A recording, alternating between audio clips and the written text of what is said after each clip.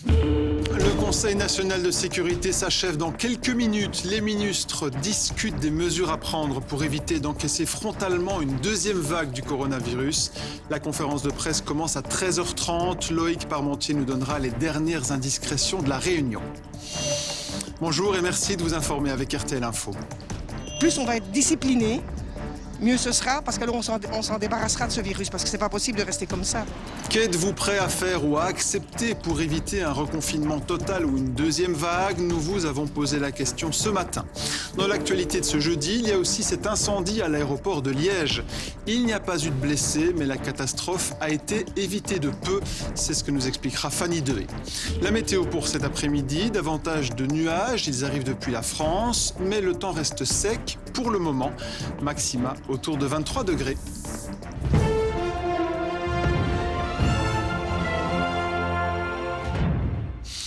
Le Conseil national de sécurité est donc sur le point de s'achever. Sophie Wilmès, la Première ministre, doit prendre la parole dans une demi-heure maintenant.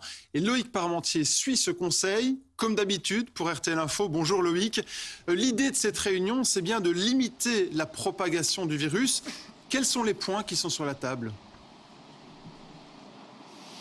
Bien, la différence des derniers conseils nationaux de sécurité où on parlait plus d'une poursuite du déconfinement, cette fois-ci, il sera plus question d'un durcissement des mesures pour lutter un peu plus encore contre la propagation du coronavirus. Le Conseil national de sécurité, qui réunit, je vous le rappelle, des experts pour l'avis, des politiques pour la décision, s'est penché ce matin, par exemple, sur l'obligation du port du masque dans des espaces publics, comme par exemple des rues commerciales ou des sites touristiques très fréquentés. Qui dit obligation dit bien évidemment sanction.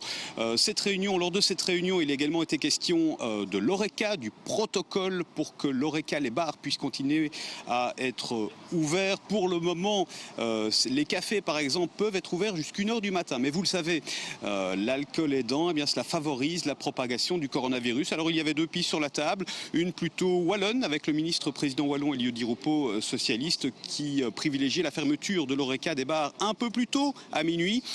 Du côté libéral, par contre, on n'était pas tout à fait d'accord. On privilégiait plutôt l'interdiction de vente d'alcool dans les magasins de nuit. On aura bien sûr le détail dans très peu de temps. Et puis là, tout le monde est assez d'accord. Il est question de donner plus de poids, plus de pouvoir aux bourgmestres pour agir localement sur les différents foyers du coronavirus. Il faut établir en quelque sorte une feuille de route pour que les bourgmestres puissent agir directement. Voilà pour les grands points de ce Conseil national de sécurité. On aura tous les détails d'ici une petite demi-heure. Une conférence de presse est annoncée ici, au bunker, dans les sous-sols du bureau de la Première ministre Sophie Wilmès, à 13h30 précise.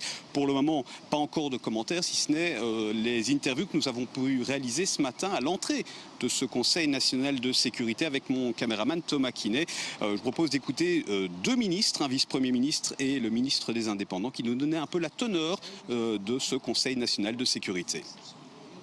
Il y a un certain nombre de personnes qui manifestement, on le voit, n'ont pas compris que pour éviter une deuxième vague, que pour éviter qu'elle s'accompagne des décès qui iraient avec une deuxième vague, il faut respecter strictement les comportements qui ont été désignés comme les règles. Je pense qu'on va donner le maximum de pouvoir aux autorités locales, aux bourgmestres, pour pouvoir agir le plus rapidement possible dans ces communautés, pour être le plus efficace rapidement. Je pense que c'est ça surtout qu'il faut donner comme message aujourd'hui. Moi je suis là aussi pour veiller naturellement à donner dans le cadre de ces règles réaffirmées, sans doute en effet de mesures plus strictes qui devront être prises par rapport au port du masque, veiller à ce que nous puissions donner à nos opérateurs économiques la possibilité de continuer à travailler dans ces circonstances qui sont difficiles, qui seront difficiles, mais il en va aussi de leur survie.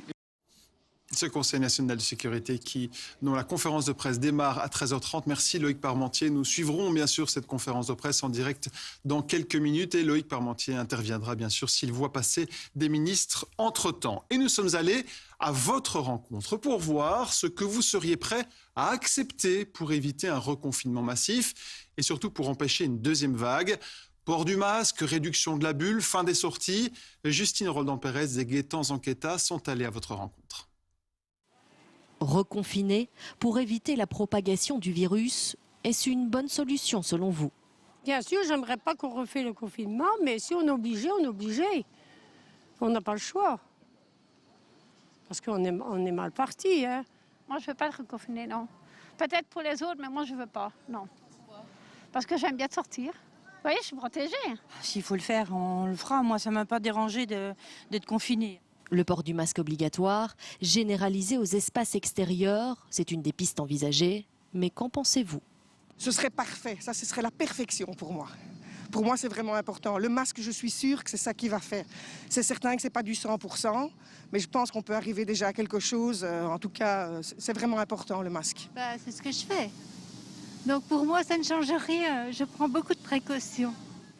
Autre piste, la réduction de la bulle sociale de 15 à 10 personnes. Est-ce envisageable pour vous? Je ne vois pas trop la différence entre 15 et 10. Par contre, entre 2 et 15, ça, je la vois. Moi, je serais un petit peu plus stricte. Plus on est de personnes, plus on se contamine. Moi, je pense. Moins on se côtoie, moins on attrape. C'est mon avis. Hein. Ça, c'est une bonne chose parce que il y a des gens qui ne respectent pas. Il faut garder ses distances. On l'a bien dit, répété 1000 fois, mais il y a des gens qui ne comprennent pas encore ça. Depuis mars, les événements de masse sont interdits. Pas de festival ni de boîtes de nuit ouvertes, pas non plus de foires et salons. Faut-il encore maintenir cette interdiction? C'est vrai que niveau social, je pense que ça manque à tout le monde de sortir, de s'amuser en groupe. Mais je pense que pour le virus, c'est un mieux et qu'on devrait encore continuer comme ça jusqu'au moment où il y ait une solution au virus. Ça va être très dur, mais s'il faut le faire, il faut le faire. Maintenant, ça va être dur pour tout le monde, mais si on doit préserver notre famille et que tout se passe pour le mieux, autant le faire. Des éléments abordés lors du Conseil national de sécurité ce matin et qui pourraient peut-être être imposés chez nous. Le Conseil national de sécurité qui envisage de donner un rôle important, voire primordial aux bourgmestres pour limiter cette propagation du virus. Les bourgmestres, justement, qui sont en attente. Nous sommes avec Muriel Targnon, la bourgmestre de Verviers, en direct. Bonjour.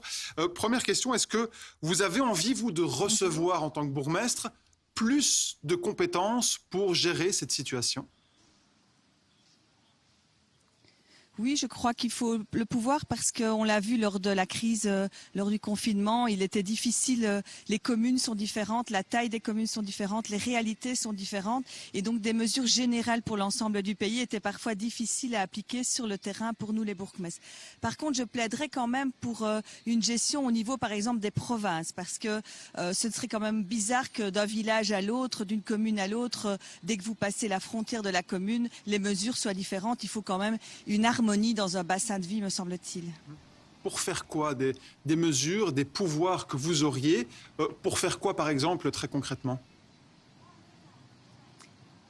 Par rapport à ce que j'ai entendu avant, moi je trouve qu'il serait intéressant par exemple de pouvoir imposer le port du masque dans certains endroits et notamment on planche, je sais au niveau du gouvernement wallon, on a eu une réunion avec le ministre-président sur la possibilité via le tracing d'avoir des endroits d'où partent les foyers, évidemment pas les personnes parce que là ça relève du secret médical, mais en tout cas de savoir si un foyer par exemple dans notre ville démarre dans un tel établissement ou bien dans un tel quartier, ce qui nous permettrait alors de prendre des mesures plus particulières par rapport à ce quartier. Et puis, selon les villes, selon les endroits dans les villes, ça peut être sur des places publiques à des endroits, ça peut être dans des bars, dans d'autres villes. Il y a vraiment, là, je trouve, trop de personnes ensemble qui ne respectent pas les mesures sociales. Et donc là, on pourrait, les bourgmestres, pouvoir imposer le masque. Par contre, je ne suis pas du tout favorable à l'imposition du masque partout dans tous les espaces publics, parce que de nouveau, les réalités sont telles que moi, dans ma ville, par exemple, il y a beaucoup d'endroits où on ne croise quasi personne dans les campagnes, sur les hauteurs, et même parfois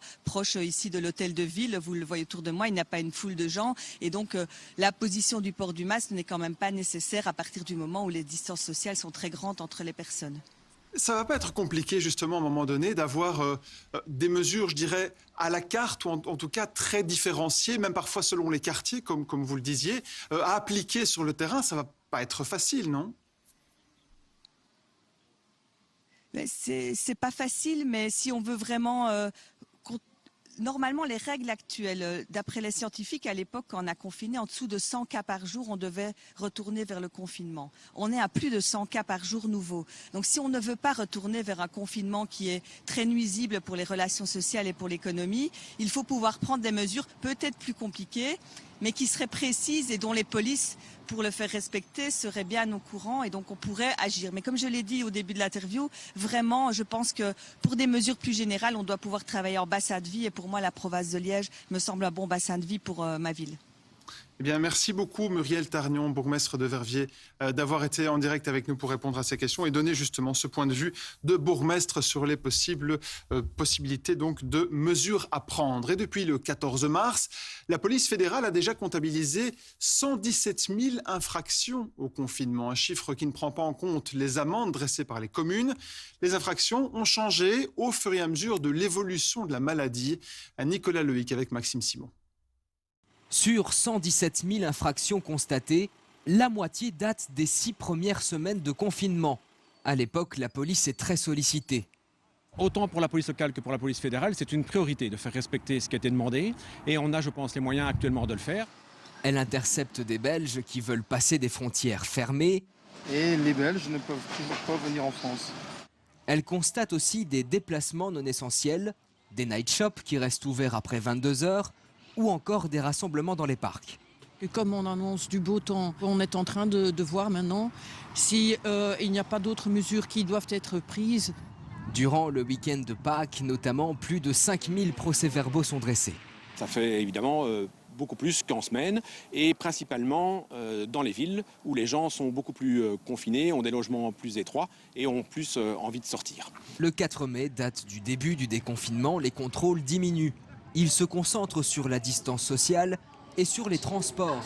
Le port du masque est désormais obligatoire. La mesure est bien respectée. À ce jour, Sécurail, le service de sécurité de la SNCB, totalise 681 procès-verbaux, aussi bien dans les trains que dans les gares.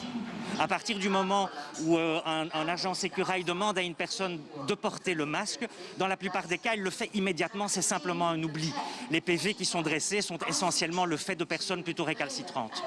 Les contrôles augmentent à nouveau depuis juillet, notamment avec le port du masque obligatoire dans les magasins. Il y a encore une attente de certains secteurs par rapport à ce Conseil national de sécurité. C'est le cas des exploitants de gîtes de grande capacité. Nous en parlons avec Florian Mélon, qui est porte-parole d'Accueil Champêtre. Bonjour, merci d'être avec nous en direct. Il faut bien rappeler que pour l'instant, les réunions sont autorisées à 15 maximum. Et donc, les gîtes ne peuvent pas abriter plus de 15 personnes. Que deviennent les gîtes de plus grande capacité pour le moment ? Mais la plupart de ces gîtes, tout simplement, sont dans une situation de fermeture qui dure depuis le début du confinement. C'est une situation qui est très compliquée, surtout d'un point de vue économique. Il faut savoir quand même que les gîtes de grande capacité, c'est presque 10% des hébergements touristiques de terroir en Wallonie. Et donc là, on a toute cette partie, toute cette parcelle du tourisme et de l'hébergement wallon qui est à l'arrêt, un arrêt longue durée et un arrêt avec des coûts financiers qui sont de plus en plus importants. Est-ce que, malgré tout, vous comprenez cette limitation à 15 ? Alors, on comprend tout à fait la limitation, on comprend le besoin de limiter les risques, de limiter le coronavirus évidemment.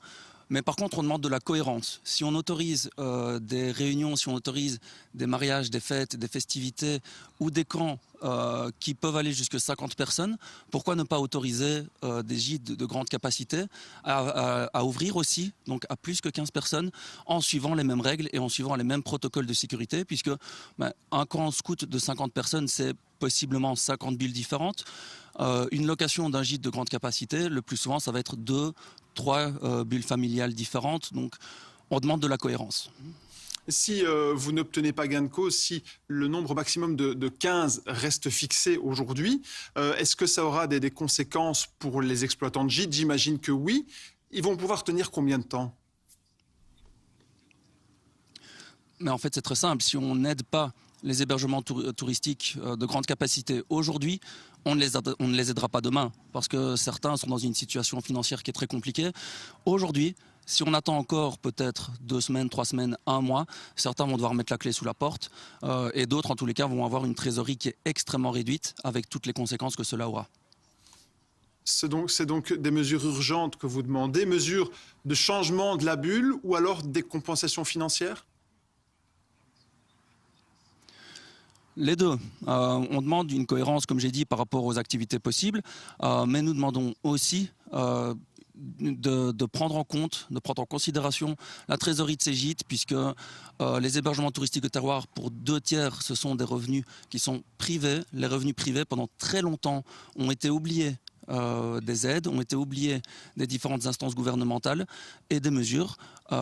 Et elles n'ont toujours pas droit, ces gîtes-là n'ont toujours pas droit à la plupart des aides. Donc oui, on demande là aussi de la cohérence. On demande par exemple que tous les gîtes reconnus par le commissariat général au tourisme aient droit aux mêmes aides et aient droit aux mêmes mesures financières. Eh bien, merci beaucoup Florian Mellon, porte-parole d'Accueil Champêtre Wallonie, d'avoir été avec nous en direct ce midi pour ce message. Donc, la conférence de presse du Conseil national de sécurité commence dans un quart d'heure maintenant. Nous la suivrons bien sûr en direct. Une option est sur la table aussi de ce Conseil national, c'est exiger un traçage de tous les Belges qui rentrent de vacances. Ils devraient s'enregistrer en ligne avant de revenir au pays pour pouvoir être tracés plus facilement. Explication d'Arnaud Gabriel. Le document à remplir existe déjà. Tous les Belges qui reviennent d'un pays hors Schengen ou d'une zone à risque et donc de couleur rouge doivent le compléter. L'idée est de le mettre sur une plateforme digitale et le rendre obligatoire pour toute personne qui revient de l'étranger.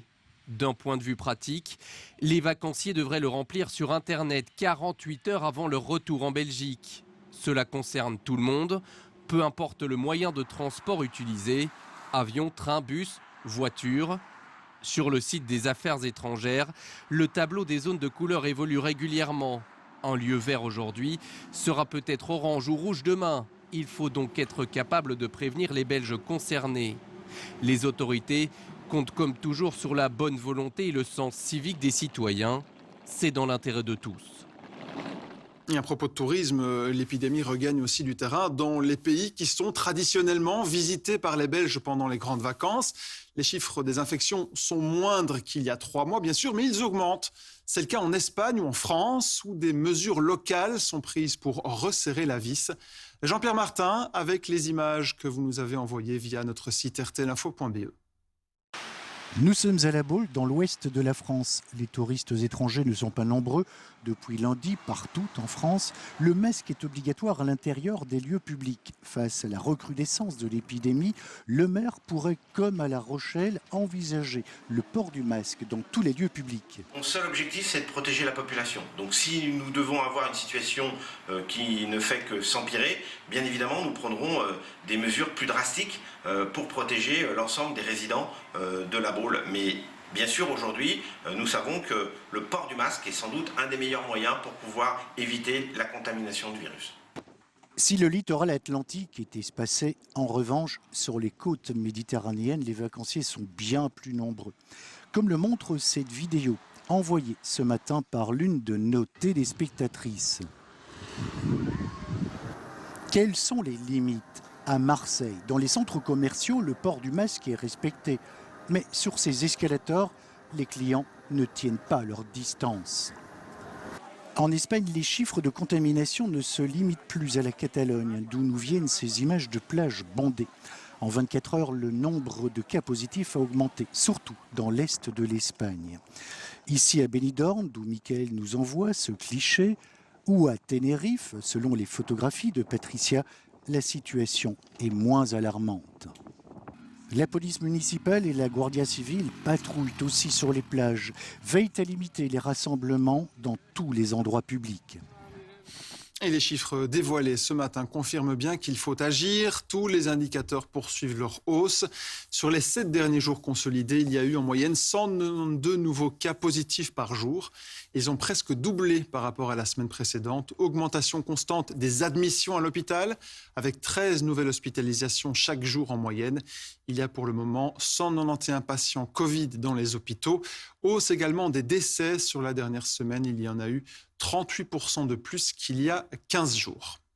Un mot d'Yves Van Latem, le porte-parole interfédéral de la lutte contre le coronavirus, qui était en direct hier dans ce RTL Info 13h et qui s'est placé lui-même en quarantaine puisqu'il était en contact avec un proche qui est malade du Covid.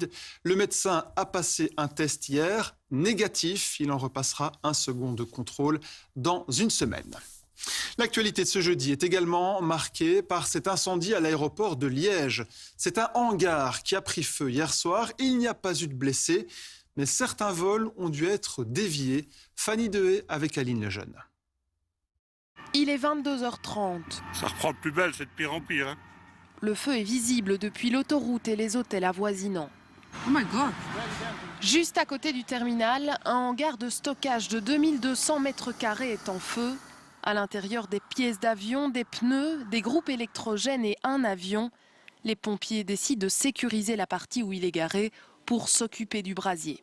Toute une partie du bâtiment est toujours un peu instable et donc on attend la société de démolition dans les prochaines heures pour pouvoir déjà commencer la partie de démolition pour finalement sécuriser le site le plus rapidement possible. L'incendie s'est déclenché à l'heure même du changement de pose de l'équipe logistique, entraînant un trafic plus important autour de l'aéroport qu'il a fallu gérer. À proximité de l'autoroute et le dégagement de fumée provoquait d'importants ralentissements et puis tout le monde n'attend pas le lendemain la TV pour être au courant, donc les réseaux sociaux font qu'on avait aussi un afflux de curieux. Pas de fermeture de l'aéroport prévue durant l'intervention, mais un changement d'organisation de la circulation aérienne durant quelques heures. Il y a eu 7 vols qui ont été déroutés vers l'aéroport de Cologne, de Bruxelles et de Paris. 4 sont déjà rebasés ici, mais surtout l'aéroport a été opérationnel toute la nuit et on a pu assumer tout le trafic pendant la nuit. Au total, une trentaine de pompiers de plusieurs zones de secours ont collaboré jusque tôt ce matin. Quant à l'origine du feu, des experts sont descendus sur place pour tenter de l'expliquer. Et nous retournons ce midi à l'aéroport de Liège pour rejoindre Fanny Dehaye. Bonjour Fanny, on a quand même frôlé la catastrophe. Pour quelles raisons ? Oui, vous le voyez, on se retrouve juste ici devant le hangar qui a brûlé cette nuit. Les pompiers ont été rapidement là. En 10 minutes, ils étaient présents, mais le feu était particulièrement violent, progressait relativement vite. Donc, les pompiers de l'aéroport, de la zone de Liège, ceux de Grasse-Sologne, la protection civile aussi ont dû collaborer tout au long de la nuit. Capitaine, c'était quoi concrètement les difficultés de cette intervention ? Les difficultés étaient multiples. La première, c'est le site d'un aéroport qui est quand même assez particulier. Le deuxième problème, et non des moindres, c'était le dépôt qu'on a derrière nous, qui est le dépôt de kérosène pour les avions, sur lesquels nous avons monopolisé un maximum de nos efforts pour vraiment essayer de protéger ce site-là. Oui, et alors ce que vous disiez aussi, c'est qu'il a fallu faire des choix durant l'intervention, notamment parce que le bâtiment était industriel. Voilà, donc la difficulté des bâtiments industriels, c'est que la structure est vite endommagée avec la chaleur et donc on doit protéger notre personnel et donc on va souvent privilégier la protection des bâtiments voisins, malheureusement au détriment du bâtiment qui est en feu. Maintenant, à l'heure à laquelle les pompiers sont arrivés, le bâtiment était déjà totalement embrasé, donc c'était très difficile pour nous de sauver quoi que ce soit dans le bâtiment incendié. Mais voilà, on a réussi à sauver tout ce qui était aux alentours. Merci beaucoup, capitaine. Donc les opérations ont duré toute une partie de la nuit, se sont terminées tôt ce matin. Et puis cet après-midi, du coup, place au démontage du hangar.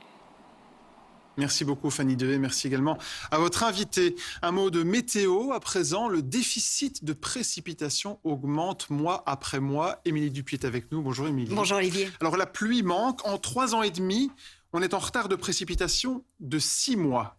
Qu'est-ce que ça veut dire ? Alors, c'est comme si pendant 6 mois, sur une période de 3 ans et demi, nous n'avions pas eu du tout de pluie. En gros, il nous manque depuis janvier 2017 400 litres par mètre carré, ce qui est énorme. On ne sait pas si un jour ce déficit sera comblé, mais pour l'instant, c'est assez inquiétant, puisque si on prend la période de mai jusqu'à août, il nous manque en Wallonie 50%, nous avons eu 50% de précipitations en moins que la normale, donc ce qui est énorme. On a en fait beaucoup plus d'anticyclones que de dépressions, et ce qu'on appelle le courant de jet, donc ce sont en fait les rails des perturbations. Ce courant de jet est beaucoup plus au nord qu'au sud, et donc il n'est pas dirigé vers nos régions. C'est pour ça que nous avons moins de perturbations et donc moins de précipitations. Alors moins de précipitations, et à côté de ça, on va dire mais que vous nous annoncez de la pluie pour les prochains jours.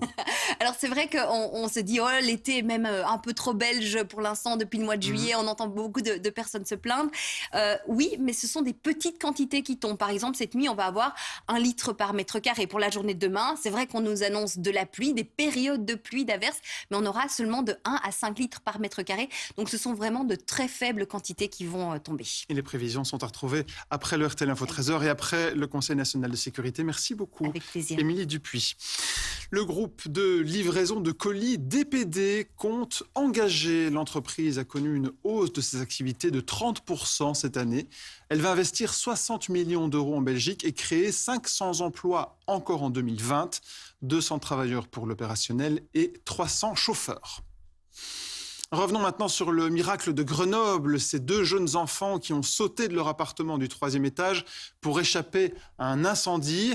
Le plus grand a 10 ans. C'est lui qui a lâché son petit frère de 3 ans dans le vide avant de sauter lui-même. Il témoigne au micro d'RTL France. J'étais dans ma chambre, je regardais la télé. Après, j'ai vu de la fumée qui est venue dans ma chambre. Après, je suis allée me réfugier dans la cuisine. Il y avait de la fumée qui commençait à venir dans la cuisine. J'ai mis mon frère par la fenêtre pour qu'il respire de l'air. Tu as tenu ton petit frère au-dessus de la fenêtre? Oui. Après, ils m'ont dit de le jeter, je l'ai fait. Et après, ils l'ont rattrapé. Qu'est-ce que te disaient les gens en bas? Ils me disaient de sauter. Moi j'ai sauté. Sinon, qu'est-ce qui se serait passé? Je serais mort. Tu as eu peur avant de sauter? Non. Pourtant, c'était haut. Il y avait près de 15 mètres. Je sais. J'ai fermé les yeux et j'ai sauté. Il y en a beaucoup qui disent que tu es un héros maintenant. Je sais. J'ai sauvé mon frère. Tu as été courageux. Oui. Qu'est-ce que tu voudrais dire aux gens qui t'ont sauvé, qui t'ont réceptionné en bas de l'immeuble? Merci. Parce qu'ils m'ont sauvé la vie. Et là, aujourd'hui, tu vas comment? Bien. Avec ma famille. Avec maman et papa. Allons aux États-Unis maintenant, où le pays dénombre chaque jour autant de nouveaux cas de coronavirus avec 68 000 tests positifs en 24 heures, plus de 1000 décès en 24 heures. Derrière ces chiffres se cachent d'ailleurs des histoires éprouvantes. Anna Narouche. Parmi les 145 000 victimes du coronavirus aux États-Unis, Roberto et Loïda. Venus des Philippines vers New York pour vivre le rêve américain, ils décèdent tous 2 du coronavirus à seulement 1 mois d'intervalle et laissent 2 enfants orphelins. C'était une période très difficile. Voir la maison si vide, elle qui est d'habitude pleine de vie. Roberto Junior et sa sœur, eux aussi, ont contracté le virus, mais en sont désormais guéris. Guérison que n'ont pas connue les 1100 malades décédés en moins de 24 heures. Certains de ces corps contaminés sont ensuite transportés et accueillis, notamment par Bradley George. Cet employé funéraire de Miami prend des risques tous les jours pour effectuer ce travail. Je m'attends à ce qu'on soit de plus en plus sur le terrain. On continuera de toute façon à prendre les précautions nécessaires. Je vois ça comme un honneur, le fait d'offrir mes services à toutes ces familles. Ce n'est pas quelque chose que tout le monde ferait. En 24 heures, près de 70 000 nouveaux cas ont été rapportés, notamment parce que de nombreux citoyens se font tester, comme ici à Los Angeles, où des files de plusieurs kilomètres se forment. Dans ce drive-in, les tests s'effectuent à la chaîne. Enfin, à 1600 km de là, à Denver, les autorités tentent de juguler la propagation du virus dans la rue. Ici, les sans-abri se voient offrir un test de dépistage. Le but, protéger davantage les populations les plus vulnérables. Regardez également ces images filmées hier soir à Liverpool. Le mythique club de football a célébré hier soir son titre de champion d'Angleterre, le premier depuis 30 ans. Les supporters ont bravé les interdictions de rassemblement pour faire la fête devant le stade. La Chine part à l'assaut de Mars. L'agence spatiale chinoise a lancé une sonde qui devra atterrir sur Mars dans 7 mois, en 2021. Le robot va envoyer des photos et prendre des mesures sur la planète rouge. Ce serait la première sonde non américaine à rejoindre Mars. Des images du prince Philippe d'Angleterre aussi. Image assez rare puisqu'il a pris sa retraite officielle il y a 3 ans. Le mari de la reine d'Angleterre cède son rôle protocolaire militaire à sa belle-fille Camilla. Le prince Philippe est âgé de 99 ans. La maison Dior, de son côté, a présenté son tout premier défilé depuis le début de la crise du coronavirus. Un défilé qui était organisé dans la ville italienne de Lecce, au soleil couchant et tout en lumière. Une collection qui s'est d'ailleurs créée selon la tradition de la région. La conférence de presse du Conseil national de sécurité va démarrer dans quelques instants. Nous allons retourner au Palais d'Egmont où s'est déroulée cette réunion et où Arnaud Gabriel nous attend. Je vois derrière vous que les grilles sont fermées et que les voitures ont quitté le parking, Arnaud.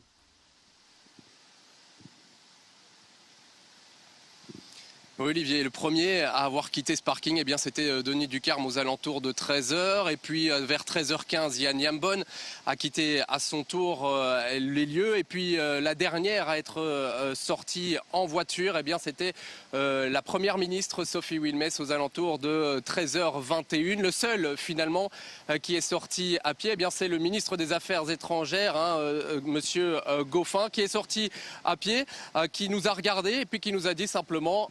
c'est la première ministre qui va communiquer. Je peux simplement vous dire qu'il y a des groupes de travail qui vont être mis en place. Il n'y a donc pas de réponse encore à l'heure actuelle sur toutes les questions que l'on peut se poser. Est-ce que le port du masque va être étendu à des rues commerçantes, par exemple, à la Côte, dans d'autres lieux publics ouverts? Est-ce que la bulle sociale va être limitée de 15 à 10? Et puis enfin, quel pouvoir exactement vont avoir les bourgmestres pour tout ça? Il va falloir attendre encore une poignée de secondes, puisqu'il y a quelques centaines de mètres entre le Palais d'Egmont ici et le bunker au 16 rue de la Loi, où se tiendra la conférence de presse de la Première ministre et où se trouve notre collègue Loïc Parmentier. Merci beaucoup Arnaud Gabriel. Justement, on voit ces images de la conférence de presse qui va commencer dans quelques instants. On a vu à l'image les différents ministres, présidents régionaux. Et nous allons franchir ces quelques centaines de mètres pour rejoindre Loïc Parmentier au 16 rue de la Loi avec une conférence de presse qui va commencer vraiment dans les toutes prochaines secondes, évidemment. Oui, effectivement, déjà une première confirmation lorsque les ministres présidents sont arrivés ici. Il y aura bel et bien des mesures annoncées concernant l'obligation du port du masque, notamment dans les espaces publics, sans doute les rues commerciales. Loïc Parmentier, je vous interromps, puisque cette conférence de presse démarre. Sophie Wilmès. La situation sanitaire dans notre pays et d'autre part de prendre les mesures qui s'imposent au vu précisément de cette situation. Commençons par la situation sanitaire. Si les derniers chiffres concernant l'épidémie ne doivent pas nous affoler, ils doivent néanmoins être pris extrêmement au sérieux. Plusieurs indicateurs nous montrent un rebond de l'épidémie dans notre pays et bien sûr, une hausse des contaminations fait partie intégrante du processus de déconfinement à partir du moment où nous reprenons des activités, accroissant le nombre de contacts, la circulation du virus peut augmenter. Ça n'est pas anormal, mais ça doit rester sous contrôle. Car la contrepartie de nos libertés retrouvées, c'est la prudence absolue. Sans cela, nous courons le risque de devoir reprendre des mesures extrêmement dures et évidemment, ce n'est pas ce que nous souhaitons. Depuis la semaine dernière, la moyenne hebdomadaire d'infection a fortement augmenté. Nous avons une moyenne actuellement à 193 nouvelles infections par jour avec un nouveau pic de 370 cas lundi. Le nombre de reproductions également, qui indique donc que la vitesse de propagation du virus a dépassé le chiffre de 1 la semaine dernière. C'est un paramètre qu'il faut manipuler avec précaution, mais cela indique quand même que l'épidémie connaît une résurgence. Si nous voyons les chiffres plus en détail, nous voyons quelques différences. Tout d'abord, dans les groupes d'âge qui sont atteints, comme déjà expliqué, les jeunes adultes entre 20 et 30 ans sont les victimes les plus fréquentes. À côté de cela, il y a également des différences géographiques claires. Même si le nombre de contaminations augmente dans pratiquement tout le pays, dans certaines provinces, il y a des chiffres bien plus élevés, ce qui est inquiétant. Selon les experts, il y a plusieurs raisons à cela, mais très souvent, il s'agit d'un événement auquel ont participé des personnes et qui ont fait preuve de moins de prudence. Par exemple, une fête de famille. Ils ont été en contact lors d'un mariage ou d'autres activités en groupe. Je vous rappelle que tous les chiffres sont disponibles sur le site internet de Sciences Anno. Et nous avons pensé en outre qu'il était important que ces données puissent être communiquées et expliquées lors des conférences de presse de manière à ce que tout le monde reçoive et comprenne bien l'information. Depuis lundi, à notre demande, les conférences de presse du Centre de crise et Sciences Anno ont repris. Ce sera 3 fois par semaine, le lundi, le mercredi et le vendredi, chaque fois à 11h du matin. La première décision que nous avons prise ce matin est de ne pas activer la phase 5 du déconfinement. Depuis le départ, nous avions annoncé que les étapes du déconfinement seraient intrinsèquement liées à l'état des lieux sanitaires de notre pays. Cela signifie que nous n'augmenterons pas les limites maximum de personnes pour les réceptions, les événements avec public, qu'ils soient à l'intérieur ou à l'extérieur. Ça signifie aussi que les foires et les salons ne pourront pas encore reprendre. En ce qui les concerne, nous envisageons une reprise des activités pour le 1er septembre sous réserve d'un suivi de protocole très strict et un port du masque obligatoire. Et bien sûr, cela dépendra également de l'évolution de la situation épidémiologique. Nous avons décidé également de prendre des mesures complémentaires. Pour ce faire, nous devons agir à 2 niveaux, au niveau national, ça c'est le job du Conseil national de sécurité, et au niveau local. En ce qui concerne le niveau national, le Conseil national de sécurité a pris plusieurs décisions. Donc, à partir de ce samedi 25 juillet, les masques seront obligatoires également dans les marchés, les brocantes, les fêtes foraines, les rues commerçantes et tout endroit à forte fréquentation, qu'ils soient privés ou publics. Ces lieux devront être définis précisément dans chaque commune par les autorités locales. Les masques seront également obligatoires dans l'ensemble des bâtiments publics pour les parties accessibles au public. Ils seront également obligatoires dans les établissements de l'ORECA, sauf quand, bien sûr, vous êtes assis à votre table. Dans tous les autres cas, le port du masque reste évidemment fortement recommandé et certainement quand il y a du monde et que vous voyez, que vous constatez vous-même que les distances de sécurité sont difficilement respectées. N'oubliez jamais par contre que le masque est une protection additionnelle qui ne dispense pas des 6 règles d'or. L'heure de fermeture des commerces de nuit sera avancée à 22 heures pour éviter les attroupements dans les lieux publics qui peuvent encourager des comportements à risque. Les clients de l'ORECA, on leur demandera de laisser une adresse e-mail ou un numéro de téléphone de manière à ce qu'on puisse les trouver en cas de contamination, qu'on puisse les trouver à temps. Et cette information sera effacée au bout de 14 jours et ne pourra être utilisée que dans ce but-là, la lutte contre le coronavirus. D'ici samedi, un formulaire standardisé sera disponible sur le site internet de SPF Économie. Nous ne pouvons plus tolérer les comportements qui ne correspondent pas aux règles déjà définies. Ces comportements contreviennent clairement au travail que l'on mène collectivement pour freiner la propagation du virus. Je sais que c'est agréable, mais quand même, faire la fête, danser, discuter de table à table, circuler dans les cafés font partie de ces comportements à risque. Il faut le souligner. C'est pour ça que nous souhaitons que les contrôles soient renforcés. Au niveau local, bien sûr, les bourgmestres restent compétents pour intervenir, ce qu'ils font dans le cadre des décisions du Conseil national de sécurité, mais ils maintiennent l'espace, la marge de manœuvre pour intervenir rapidement si l'épidémie rebondit sur leur territoire. Il y a différentes mesures graduelles que les communes peuvent activer en fonction des résurgences locales de l'épidémie. Actuellement, certains bourgmestres ont déjà pris des mesures. Dans certains cas, des lockdowns, des confinements locaux pourraient être appliqués, comme c'est le cas dans d'autres pays d'Europe. Comme bourgmestre, on peut prendre des mesures de prévention supplémentaires. C'est possible Ils devront alors conseiller leurs autorités régionales et gouverneurs pour faire en sorte que les mesures soient cohérentes dans l'ensemble du pays.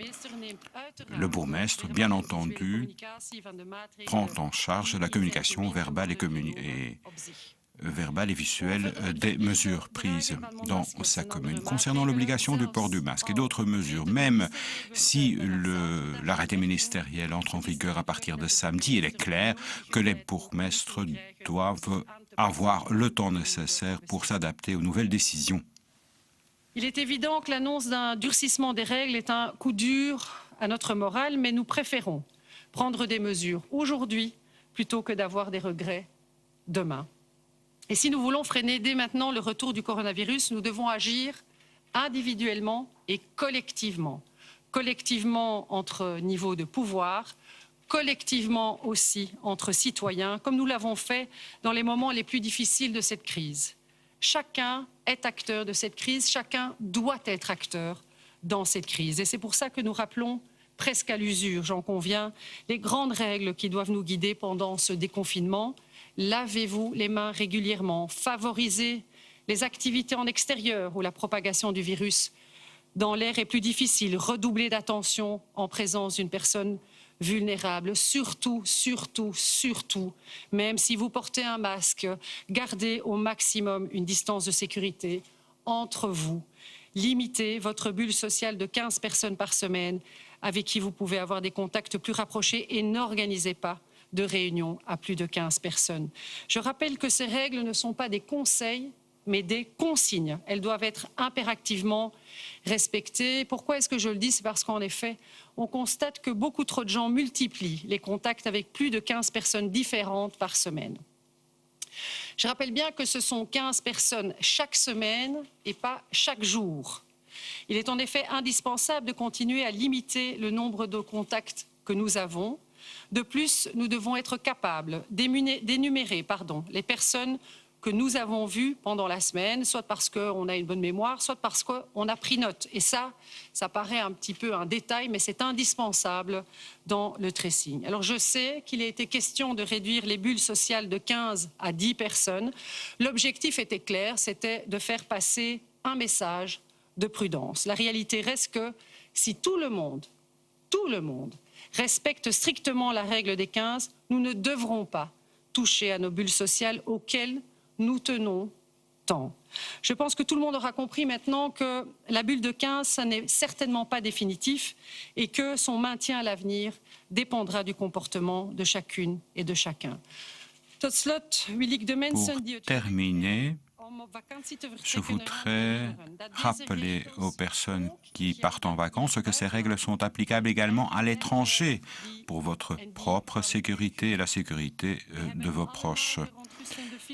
Nous avons tous vu des films vidéo inquiétants de fêtes autour d'une piscine dans la rue. Je comprends, c'est important de pouvoir faire la fête, certainement après des mois de une situation très pénible. On demande à l'été d'avoir un peu de plaisir, mais ne gâchez pas tous les efforts pour quelques heures de détente.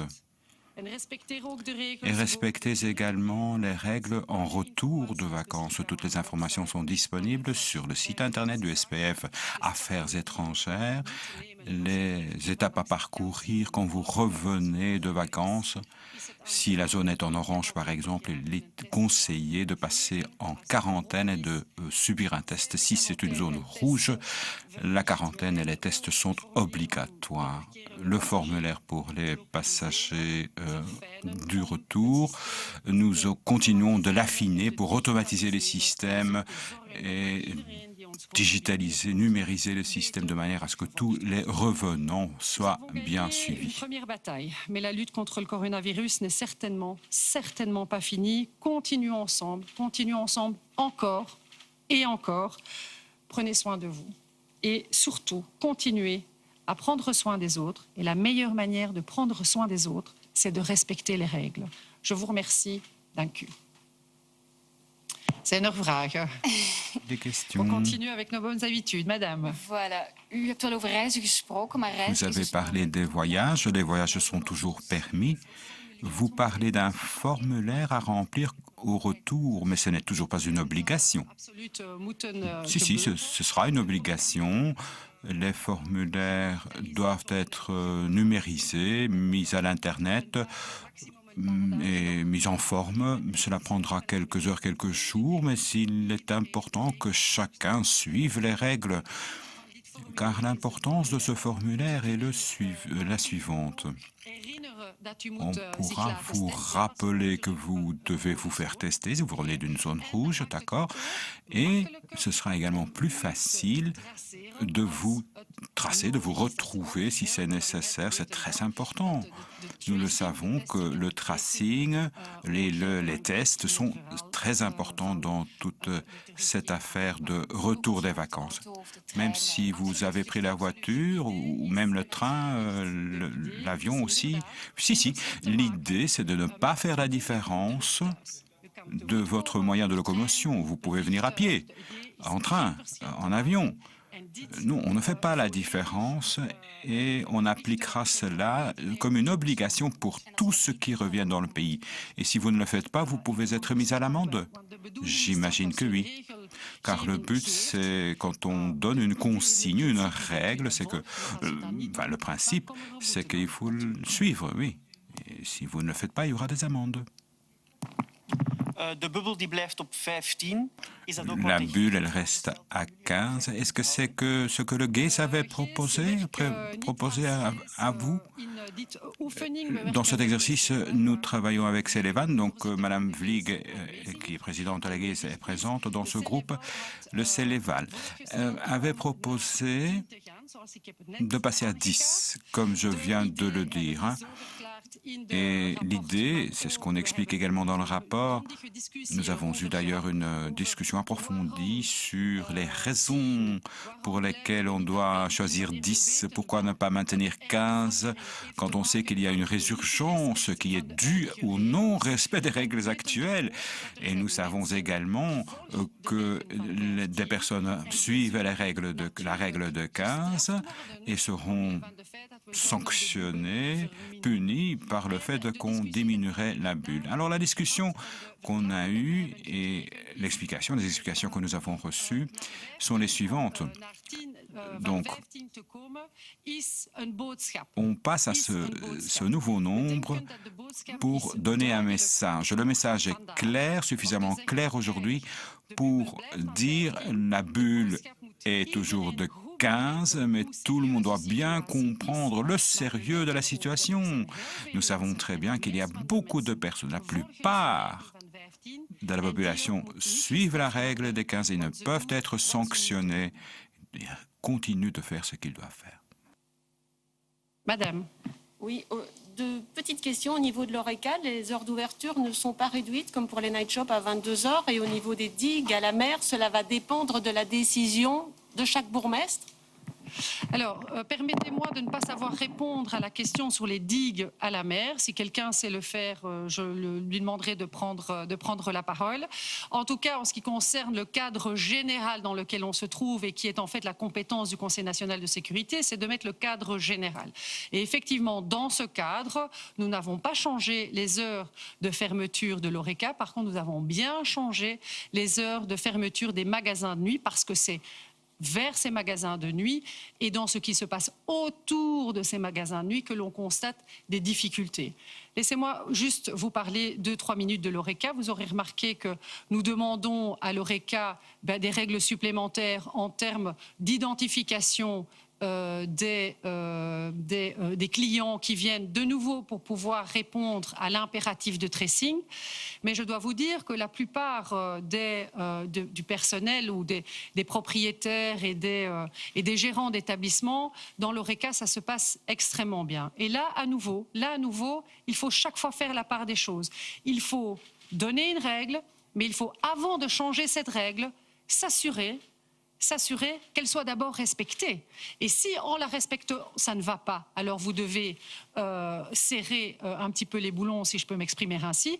Mais ici, la difficulté n'est pas l'heure d'ouverture de l'Horeca en tant que telle, c'est certains établissements, ils ne sont pas majoritaires, parce qu'il faut quand même le répéter, qui se laissent parfois dépasser par leur clientèle et à qui on demande, elle, bien de serrer un petit peu la vis. Et on a demandé aussi à la police de faire des contrôles de manière à éviter de prendre des règles au niveau national qui pénalisent l'entièreté du secteur ou l'entièreté de la population, alors qu'on sait que la plupart des gens font attention. Donc ceci, c'est vraiment une piqûre de rappel à celles et ceux qui, et je le comprends humainement, je le comprends parfaitement, mais à celles et ceux qui oublient que le virus est encore là, qui oublient que quand on a des comportements qui ne respectent pas la règle, et fondamentalement, on met l'autre en danger. Je suis certaine que ce n'est pas leur sentiment, que ce n'est pas leur volonté.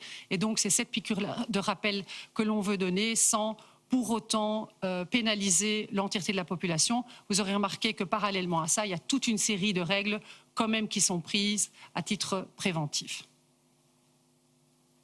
Je vous remercie. Bon après-midi. Voilà pour cette conférence de presse du Conseil national de sécurité. La phase 5 du déconfinement n'est pas activée. Retenons quelques points. La bulle reste limitée à 15 personnes par semaine. L'Horeca ne fermera pas plus tôt, mais les clients devront s'identifier chaque fois qu'ils vont dans un établissement. Il faudra remplir un formulaire quand on reviendra de vacances. Et puis les bourgmestres ont également plus de rôle à jouer. Ils pourront prendre plus de mesures justement pour limiter la propagation du virus. Nous allons écouter une première réaction, c'est celle de Muriel Tarnion, la bourgmestre de Verviers, qui a suivi cette conférence de presse et qui réagit en direct dans ce RTL Info Trésor, dans cette édition spéciale. La Première ministre a évoqué, Madame Tarnion, l'obligation de porter le masque dans les marchés, dans les endroits publics fréquentés. Ce seront les communes qui vont décider de l'adaptation très précise de ce port du masque obligatoire. Oui, tout à fait. Et ça me semble normal parce que, comme je l'ai dit tout à l'heure, selon une ville, selon un village, selon une commune, la fréquentation forte d'un endroit à un endroit dépend d'une commune à l'autre. Et donc, c'est pour ça que je crois qu'il est important là, et c'est sage de laisser à l'autonomie communale, au bourgmestre, le loisir de décider où effectivement ça pose problème dans sa commune. Donc ça, c'est tout à fait pertinent. La Première ministre évoquait également une cohérence entre les communes pour pas qu'il y ait trop de différences de l'une à l'autre. Vous allez travailler... excusez-moi, Madame Tarnion, je vous interromps, nous reviendrons un peu plus tard avec vous, puisque nous sommes en direct du 16 rue de la Loi avec Loïc Parmentier, qui est avec le ministre président wallon, Elio Di Rupo. Loïc, c'est à vous.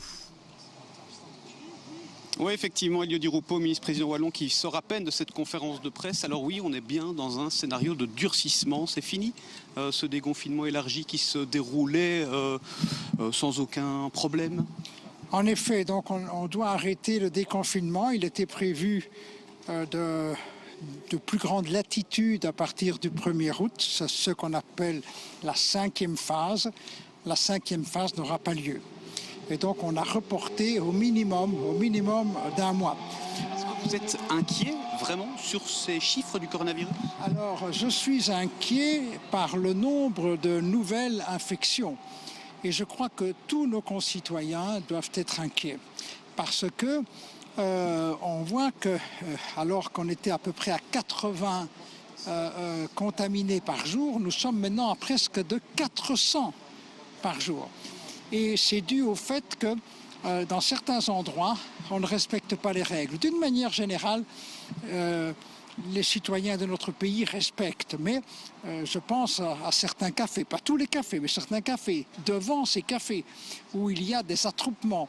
Je pense aussi dans des lieux le long d'un quai, sur une grande place, où les gens se rassemblent d'une manière qui est une manière beaucoup trop rapprochée. Et donc, pour toutes ces raisons-là, nous sommes obligés de durcir les mesures, durcir les contrôles. Et on a aussi accordé des marges de manœuvre supplémentaires aux bourgmestres qui font d'ailleurs un excellent travail pour leur permettre d'individualiser un certain nombre de mesures, les bourgmestres pourront prendre des mesures additionnelles aux mesures que l'on prend au niveau national.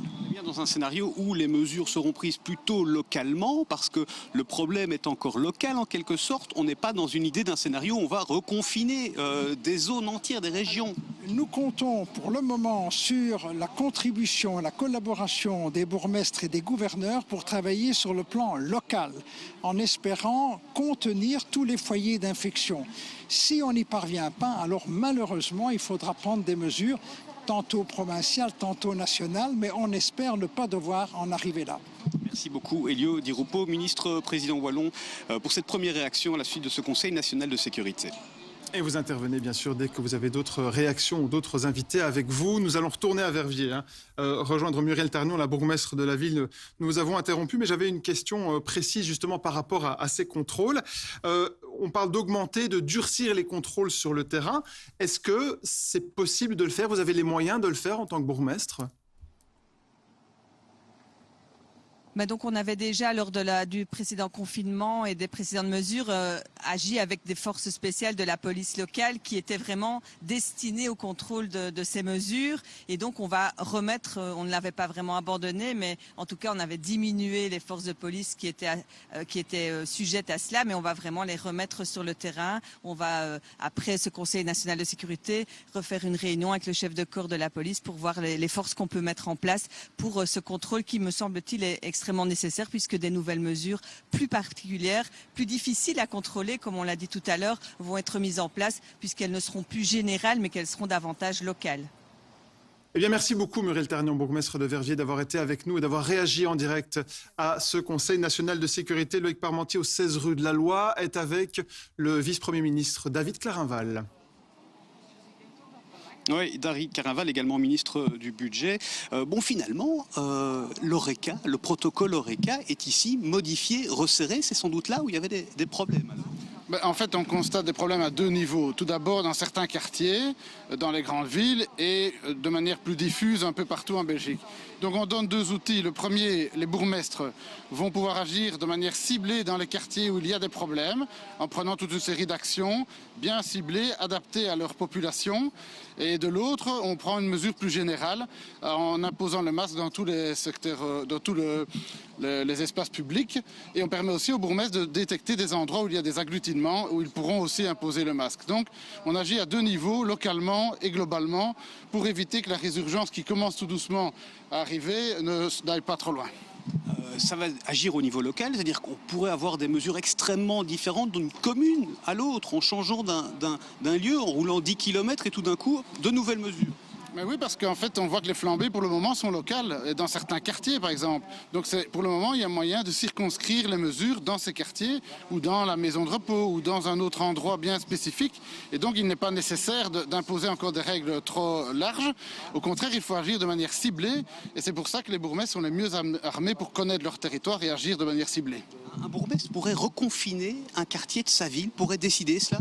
Bien sûr, c'est ça le but. On voit que dans certains quartiers, notamment à Anvers, il y a des quartiers qui sont en train d'avoir une grande recrudescence. Donc vous pourrez imaginer, bien sûr, que le bourgmestre d'Anvers mette en lockdown certains quartiers de sa ville, pas toute la ville, pour bien cibler la mesure. Merci beaucoup David Clarinval, vice-premier ministre pour le mouvement réformateur. On attend bien sûr le ministre de l'Intérieur, parce que qui dit obligation dit sanction d'ici quelques instants. Voilà, et vous continuez votre pêche et vous intervenez bien entendu dès que vous avez un invité près de vous. Nous allons maintenant nous tourner vers Florian Mélon, qui est le porte-parole d'Accueil Champêtre Wallonie. On vous avait entendu juste avant la conférence de presse espérer que la bulle augmente, ou en tout cas que vous puissiez accueillir plus de 15 personnes dans les gîtes. Ça n'a pas été le cas, la bulle reste inchangée, rien ne change, rien ne modifié pour vous. C'est un problème, j'imagine. C'est un problème, ça va être un problème, comme j'ai dit, d'un point de vue économique sur du moyen ou du long terme. On va devoir travailler à essayer d'avoir des aides, des financements. La Première ministre a parlé d'un travail commun entre les régions, les provinces, les bourgmestres et les communes. On va aussi tabler là-dessus pour essayer d'avoir du soutien pour ces gîtes de grande capacité. Et on va aussi travailler sur l'attractivité de notre région pour ne pas perdre trop de touristes, pour ne pas envoyer les touristes vers des régions où il y a encore possibilité de se réunir. et travailler comme le fait actuellement le WBT Visite Wallonia pour montrer que notre région a vraiment des grandes richesses et qu'elle peut accueillir des gens, surtout par la suite pour le moment. La Première ministre expliquait que la phase 5 du déconfinement n'interviendrait pas avant le 1er septembre. On parle ici des foires, des salons qui seront fermés jusqu'au 1er septembre. Vous, 1er septembre, c'est trop tard, la saison est passée, j'imagine. Septembre reste un mois touristique, mais les enfants, ils reprennent l'école. Les voyages, ils sont fortement diminués. Vous parlez des foires, on pense par exemple à la foire de Libramont qui a été annulée. C'est une foire qui fait vivre pendant la durée de cette foire tous les gîtes aux alentours qui sont loués par des intervenants, par des gens qui y vont. Oui, c'est un problème. Et voilà, comme je dis, on va devoir travailler sur la durée courte, moyenne et longue pour éviter des pertes et pour assurer la pérennité du secteur des gîtes de grande capacité. Bien, merci beaucoup Florian Mellon d'avoir été avec nous. Vous êtes le porte-parole d'Accueil Champêtre Wallonie pour évoquer justement ces gîtes de grande capacité. Retournons au 16 rue de la Loi où Loïc Parmentier nous attend avec le ministre-président de la Fédération Wallonie-Bruxelles. Oui, Pierre-Yves Jolet est avec nous. Pierre-Yves Jolet, à un moment donné, on a entendu les experts parler d'une bulle sociale de 15 personnes qui devrait être rétrécie. Pourquoi ça n'a pas été le cas ? Mais ça a été une décision des responsables politiques. Je pense que ce n'est pas le problème majeur. Le problème majeur, c'est que la bulle des 15 personnes, c'est une bulle pour l'ensemble de la semaine. Il y en a beaucoup qui n'ont pas compris et qui changent leur fréquentation tous les jours, sont parfois bien au-delà de 15 personnes ou même à 15 personnes. Je pense que par rapport aux familles, aux besoins de contact que l'on a avec les proches, avec les amis et la famille, ce n'était pas la solution qui nous semblait la plus pertinente. Ce qu'il y a, c'est qu'il faut faire respecter les recommandations qui existent et notamment cette bulle de 15 qui ne doit pas changer tous les jours. Je vois des jeunes qui voient 15 personnes différentes tous les jours de la semaine. Ce n'est pas raisonnable et donc on ne doit pas pénaliser non plus toutes celles et ceux qui font beaucoup d'efforts dans ce qui est une privation de liberté importante, mais on doit sanctionner celles et ceux qui ne respectent pas les consignes et les recommandations. Rendre le port du masque obligatoire, les night shops. Est-ce qu'aujourd'hui, ce Conseil national de sécurité, ce n'est pas le dernier avertissement que vous, les politiques, adressez à la population avant de durcir le ton si cette épidémie continue sur le même rythme ? Mais ce qui n'est pas juste, c'est de durcir le ton par rapport à toutes celles et ceux qui respectent les recommandations. Il y a aujourd'hui une irresponsabilité de certains qui ne respectent plus rien du tout. Et ça ne va pas. Donc aujourd'hui, c'est vrai qu'on a voulu sonner l'alerte en quelque sorte que si individuellement et collectivement on ne respecte pas les recommandations, on va devoir faire marche arrière. Moi, je ne souhaite pas faire marche arrière. On a pris un exemple de l'Horeca aujourd'hui. L'Horeca, il y en a beaucoup qui respectent les recommandations. Ça se passe bien dans beaucoup de restaurants, dans beaucoup de cafés. Il ne faut pas pénaliser toutes ces personnes-là par rapport à des irresponsables où on fait n'importe quoi, où on a des cafés bondés, où on chante, où on danse. Ce n'est pas permis. Et donc, c'est pour ça aussi qu'on veut un retour à des contrôles beaucoup plus nombreux et des sanctions et des amendes à celles et ceux qui ne respectent pas les recommandations. Sinon, on va pénaliser tout le monde et on va devoir revenir en arrière. Nous ne le voulons pas, point de vue santé publique bien évidemment, mais aussi sur le plan économique. Merci beaucoup Pierre-Yves Jolet, ministre-président de la Fédération Wallonie-Bruxelles, qui a participé bien évidemment aux décisions de ce Conseil national de sécurité. Et vous continuez bien sûr votre tour. Merci Loïc Parmentier. Je vous rappelle les principales décisions prises par ce Conseil national de sécurité qui ont été énumérées donc il y a quelques minutes par la Première ministre Sophie Wilmès. Le port du masque sera désormais obligatoire sur les marchés, dans les rues commerçantes et dans les endroits publics fréquentés. Ce seront les bourgmestres qui décideront au cas par cas de l'adaptation de ces mesures. L'Horeca ne fermera pas plus tôt, les horaires ne seront pas modifiés, mais tous les clients Horeca devront laisser un contact pour être tracés, que ça soit mail ou téléphone, des contacts qui pourraient être effacés dans les 14 jours. La bulle sociale reste limitée à 15 par personne et par semaine. Elle n'évolue pas, mais les consignes sont de bien les respecter absolument. Notez également en ce qui concerne les vacances que toutes ces règles s'appliquent aussi à l'étranger, mais également qu'il faudra remplir un formulaire automatique dès que l'on revient de vacances. Pour les touristes qui reviennent en avion, en voiture, quel que soit leur moyen de transport, ils devront remplir un formulaire sur Internet pour préciser justement où ils étaient. la situation est que s'ils étaient en zone rouge, ils puissent être retracés très rapidement pour pouvoir être repérés et retestés. Voilà pour les principales décisions qui ont été prises lors de ce Conseil national de sécurité. Je vous rappelle également que la phase 5 du déconfinement n'est pas activée. Les foires et les salons restent fermés au moins jusqu'au 1er septembre. Ils pourraient ouvrir à cette date, mais uniquement en cas de protocole sanitaire extrêmement strict.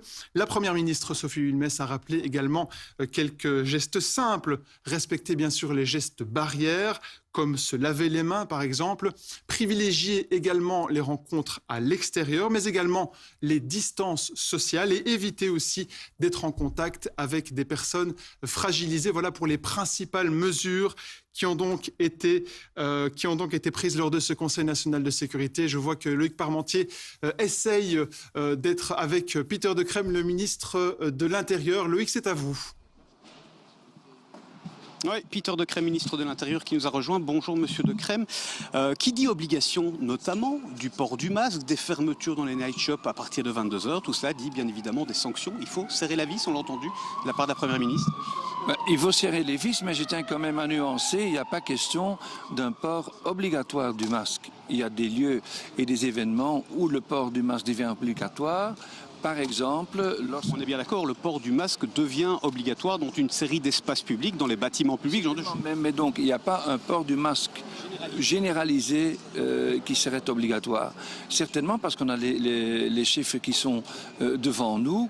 Et nous devons quand même être très vigilants. Ceci étant dit, il y a des mesures qui ont été changées. Les fermetures des magasins de nuit à 22 h, c'est donc une mesure que l'on a reprise. Et puis, il y a certainement aussi, une fois de plus, le fait qu'on maintient la bulle de 15 personnes, mais tout en soulignant qu'il s'agit bien d'un groupe de 15 personnes, les mêmes personnes que l'on peut fréquenter pendant une semaine, et cela bien au maximum.